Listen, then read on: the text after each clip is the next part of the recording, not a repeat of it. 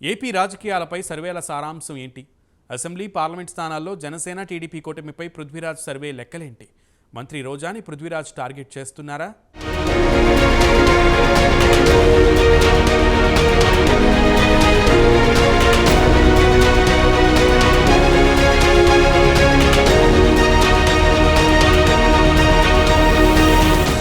దేశవ్యాప్తంగా జరగనున్న సార్వత్రిక ఎన్నికలతో పాటు ఏపీ అసెంబ్లీ ఎన్నికలు కూడా జరగనున్నాయి. దీంతో జాతీయ స్థాయిలో సైతం అందరి దృష్టి ఏపీపై పడింది.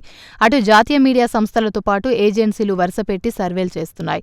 ప్రతిరోజు సర్వే ఫలితాలు ఇవి అంటూ వెల్లడిస్తున్నాయి. దీంతో ఇప్పుడు ఏపీలో సర్వేలు సర్వసాధారణమైపోయాయి.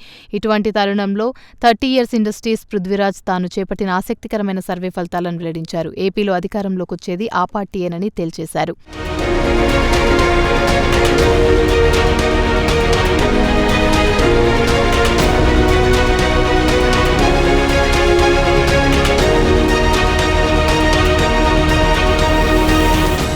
వైసీపీకి దూరమైన నాటి నుంచి టీడీపీ, జనసేనకు అనుకూలంగా ప్రకటనలు చేస్తూ వచ్చారు పృథ్వీ. ఇటీవల జనసేనలో చేరారు. రాష్ట్ర వ్యాప్తంగా జనసేనకు మద్దతు ప్రచారం చేయాలని నిర్ణయించుకున్నారు.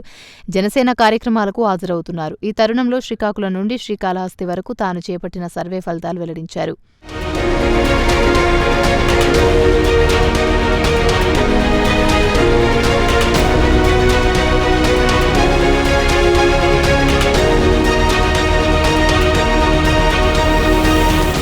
దీంతో వచ్చే ఎన్నికల్లో జనసేన, టీడీపీ కూటమి అద్భుత విజయం సాధిస్తుందని పృథ్వీరాజ్ తేల్చి చెప్పారు. కూటమికి రాష్ట్ర వ్యాప్తంగా 136 అసెంబ్లీ స్థానాలొస్తాయని ప్రకటించారు.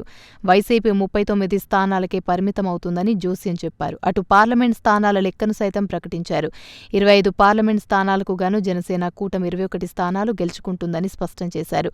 వైసీపీ 4 స్థానాలకి పరిమితమవుతుందని తేల్చేశారు. వైసీపీ నుంచి పడబోయే తొలి వికెట్ మంత్రి రోజాదేనని పృథ్వీరాజ్ చెప్పుకొచ్చారు.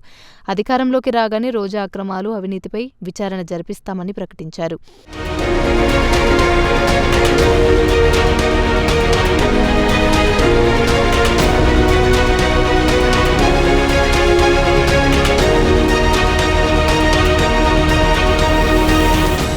మరోవైపు తెలుగు చిత్ర పరిశ్రమ పవన్ వెంట నడుస్తుందని పృథ్వీరాజ్ తేల్చి చెప్పారు.